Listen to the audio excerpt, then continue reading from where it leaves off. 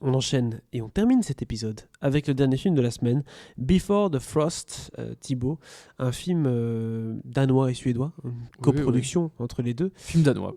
Où nous sommes du coup au Danemark en 1850, à l'arrivée de l'hiver plus précisément, où Jens, un paysan âgé, et sa famille risquent de mourir de faim. Triste. Ça commence très mal. Dans la perspective d'un nouvel hiver rude et impitoyable, Jens décide de marier sa fille au fils des voisins. Mais lorsqu'un riche agriculteur de la région veut acheter les terres de Jens, ce dernier y voit une opportunité pour un avenir encore meilleur. Ah là là, changement de plan. Et oui. On va pas s'écouter l'abondance parce que elle ne sera pas en anglais ni en français, Non. donc ça va être compliqué. Tu as eu l'occasion de voir le film, Thibaut, comme tous les autres films. Peux-tu nous en parler un petit peu? Alors déjà, il faut savoir que ce film est réalisé par Michael Noor, Noor, je ne sais pas comment on dit exactement, qui est danois. Et oui, Surprise. et très surprenant. Qui, honnêtement, n'est pas très connu chez nous, parce que globalement, il a fait un petit peu de télé, mais plutôt des documentaires. Et je pense que son film le plus connu est sorti chez nous l'an dernier. Et ça s'appelle Papillon. Je ne sais pas si tu te souviens de Papillon, avec Charlie Hunnam et Rami Malek, qui était déjà un remake. Hein, Ça me dit quelque chose.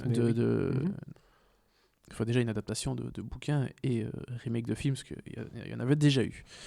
Un film qui n'avait pas eu énormément de succès chez nous, je pense, ni en France d'ailleurs. Il me semble qu'il avait quitté l'affiche assez vite, mais enfin voilà. Quand même, Charlie Hunnam, Rami Malek, casting pas dégueulasse pour... C'était pas son premier film, mais en tout cas, c'était son premier film avec un budget un peu plus Dans conséquent. le système hollywoodien. Voilà. Enfin, oui, plus ou moins. Il y a Hollywood et Hollywood. Hein. Système de studio, voilà. On va plutôt dire ça. Voilà. Et donc, effectivement, ici, il s'intéresse à une famine qui a touché son pays dans le milieu du 19e siècle. Et ce vieux fermier, effectivement, est assez... Enfin, il sait pas trop quoi faire parce que il veut sauver sa famille. Et pour cela, il pense que le mariage est une solution parce que forcément, ça veut dire dot. Il S'allier espère, avec une autre il espère famille, une dot, oui, voilà, c'est ça. Effectivement, alliance avec une autre famille, donc ressources, etc. Perspective. Et puis, il a une opportunité de mariage. Et puis, finalement, il a aussi une opportunité de vendre la ferme. Donc, quelle est l'opportunité la meilleure? Que choisir? Va savoir. En tout cas, il faut savoir que ce fermier est prêt à tout pour sa famille. 3 petits points. Voilà. Il va se passer des choses. Il va se passer des choses. Série B ou... Non. Mais cela dit, il va se passer des choses, mais peut-être pas assez à mon goût. Parce que je pense que mon ressenti global devant le film était un... C'est pas Before the Frost, c'est During the Frost. C'était un ennui poli. Voilà. D'accord. Peut-être ne l'ai-je pas vu meilleur moment, meilleures conditions. Je l'ai pas vu en salle, je l'ai rattrapé en lien sur ma nouvelle télévision qui fait tout mon mur, qui est quand même pas petite, hein, ça va. Elle est pas mal, elle est sympathique.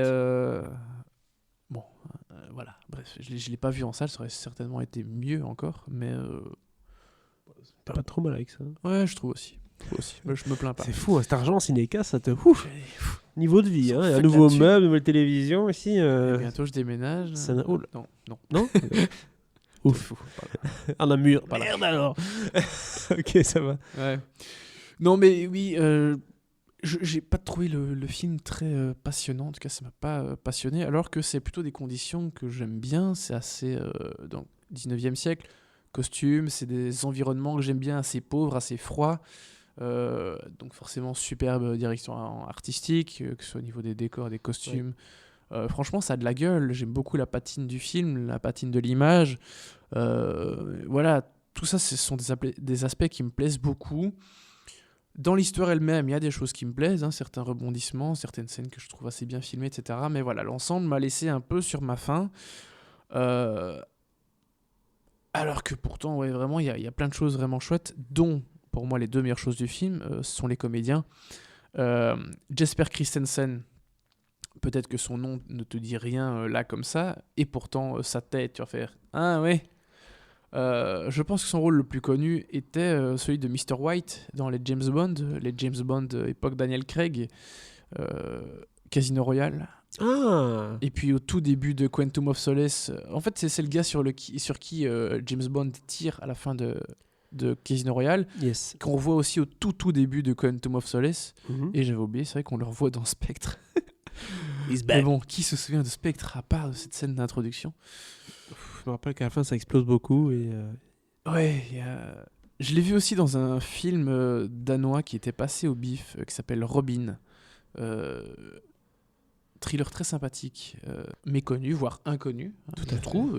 C'est pour ça qu'on est là. Hein. Ben oui, on fait découvrir des choses aux gens. Exactement. Et voilà, et donc Robin, petit film danois, petit thriller d'Antonio Tublen, réalisateur très sympathique au demeurant, parce que j'avais animé leur séance de questions-réponses au festival, enfin au BIF, après la présentation. C'est de là que tu tiens ton argent pour ta télé. Tu Ouais. veux animer des trucs comme ça sans Eh moi. ouais, eh ouais. Et donc voilà, Jesper Christensen, très bon comédien danois qu'on voit quand même de temps en temps, un petit peu aux États-Unis, mais pas tant que ça, et beaucoup dans le cinéma européen, donc c'est bien. Un homme qui arrive à garder les pieds dans les deux. Exactement. Et la révélation du film, Clara Rosager, qui est vraiment en début de carrière, hein, parce que Before the Frost, c'est son 3e film.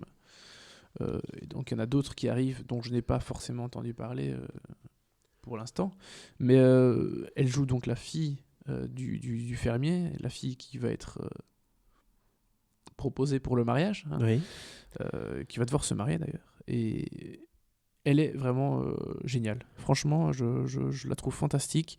Et elle a l'air de plutôt bien tirer, plutôt bien gérer sa barque, parce qu'un de ses prochains films, c'est quand même avec Keira Knightley, avec Gugu Mbatha-Raw, Ouais. avec Reese Ifans, Greg Kinnear, donc Leslie Manville. Elle a clairement tiré son épingle du jeu. Écoute, je trouve qu'en très peu de films, elle a l'air de plutôt bien gérer son truc.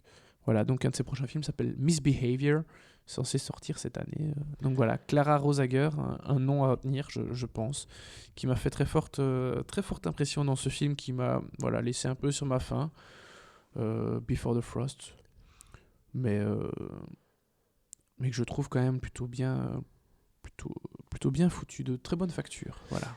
Combien tu lui donnes du coup à Before the Frost? Écoute, un 2 étoiles quand même si ennui poli comme je disais, mais Peut mieux faire. je trouve qu'il y a des choses assez intéressantes d'un point de vue mise en scène, comme je disais, hein, tout l'aspect technique m'a plutôt bien plu, et puis les comédiens aussi, donc voilà, je trouve qu'il y a de très bonnes choses dedans quand même.